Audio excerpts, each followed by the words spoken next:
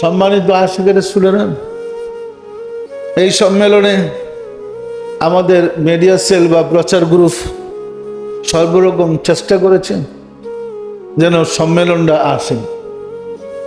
প্রতিদিন টিভির মাধ্যমে 24 বার সাতটা বড়া প্রতিদিন দেখানো হয়েছে। কোনোদিন 25 বার, কোনোদিন বেশি হয়েছে। উদ্দেশ্য আমাদের ছিল 4টা চ্যানেল আমরা ব্যবহার করছি, যে সারা দেশের মানুষ রাসূল প্রেমিকদের সম্বন্ধে জানুক এবং এই সম্মেলনে অংশগ্রহণ করে ধন্য হোক। আল্লাহ পাকের দয়ায় যথেষ্ট সারাও যাচ্ছে। এর আগে প্রতি সম্মেলনের পরেই কিছু ভালো মন্দ আলোচনা সমালোচনা হয়েছে, কিন্তু এই বছর ব্যতিক্রম। কোথাও কোনো মন্দ সমালোচনার কথা শোনা যায়? কেউ কোথাও খারাপ বলছে? যারা তরিকা বিরোধী জঙ্গি গ্রুপ হেরা তো বদলাম করে নি, মানে সীমানার ভিত্তি সম্মেলনে যেটা পড়ছে এটা সাইজ কে সাইজ দা। সুতরাং আপনার যদি আল্লাহর দিন প্রচার করেন, আল্লাহ তো যথেষ্ট। আল্লাহ যথেষ্ট নয় কি? সম্মানিত আশিকের রাসূলেরা, আমরা হাল ছেড়ে দিলে চলবে না। যতক্ষণ না পর্যন্ত রাসূল এবং আল্লাহ ও রাসূলের ধর্ম আমরা জাতির কাছে উপহার দিতে না পারবো, ততক্ষণ আমাদের কর্ম কোনো বিরতি নাই। বিরামহীনভাবে আমাদের কাজ করতে হবে।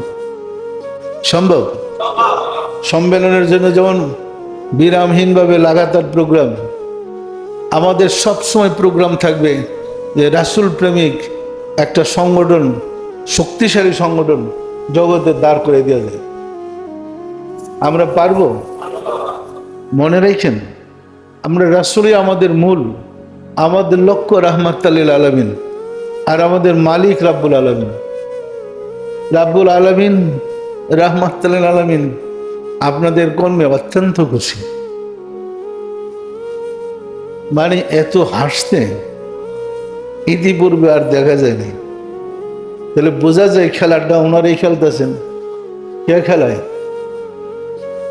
3 দিন আগে সংবাদ দিছিল, পত্র পত্রিকায় দিলে কিচ্ছু হবে না, কোনো অ্যাকশন হবে না। আমি দেখতেছি, বলছিলেন এরা 144 দিবে, কিচ্ছু নেই। সম্মেলন তো আমার ডাইন হাতের নিচে। এটা কি পরম দয়া নয়? আপনাদের যারা আশিকের রাসূল আছেন, যাদের হৃদয় আল্লাহকে ডাকে, সম্মেলনে কি টের পাইছেন আপনারা? কিছু বুঝতে পারছেন? সুতরাং এটা অত্যন্ত মূল্যবান সম্মেলন, এর মূল্য অনেক বেশি। সকল আশিকের রাসূলরাই আমাদের অন্য যারা আছে সবাইকে জানাই দিবেন, সম্মেলনের সময় যেন কেউ অ্যাবসেন্ট না থাকে। কারণ হইল, এমনি আপনারা আপনাদের প্রয়োজনে আসেন, আর সম্মেলনে আল্লাহ রাসূলের পক্ষ থেকে আমি আপনাদেরকে আহ্বান করি, কিছু দেওয়ার জন্যই আহ্বান করা, কিছু দেওয়ার জন্য আহ্বানটা করা হয়।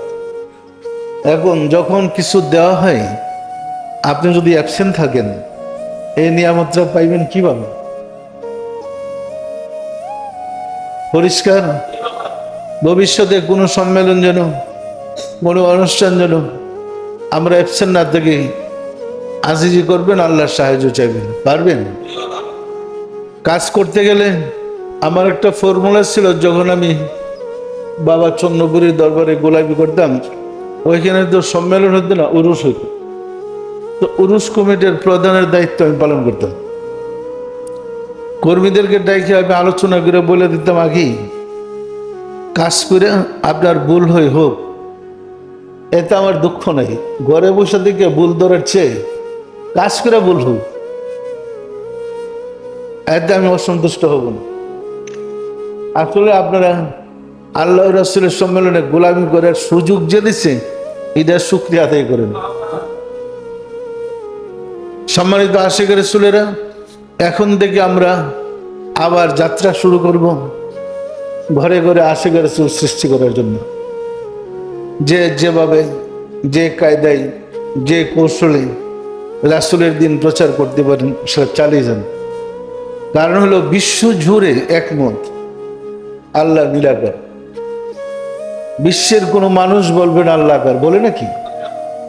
অথচ আমরা কোরআন হাদিস তন্ন তন্ন করে খুঁজে দেখলাম আল্লাহ নিরাকারের একটা দলিল খুঁজে পেলাম না।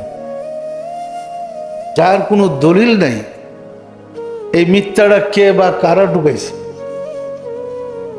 আমরা তো আল্লাহর পরিচয় শুধু আল্লাহর বাণী দেওয়া, রাসূলের বাণী দিয়ে প্রমাণ করেছি।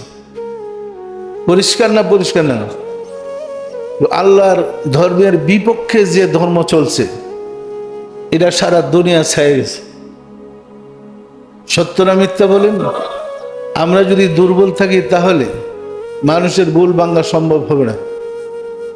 আমাদেরকে আল্লাহর দয়া নিয়ে, রাহমাতুল লিল আলামিনের দয়া নিয়ে, ইমাম হুজুরের দয়া নিয়ে সামনে এগিয়ে যেতে হবে।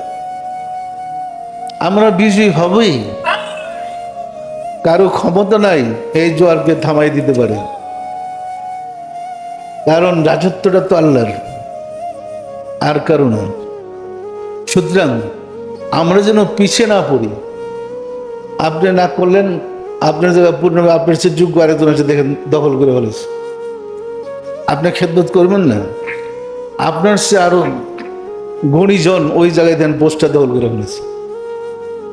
আমরা যেন নিজেদের ভুলের কারণে কোনো কর্মে পিছিয়ে না থাকি। বিষয়টা পরিষ্কার।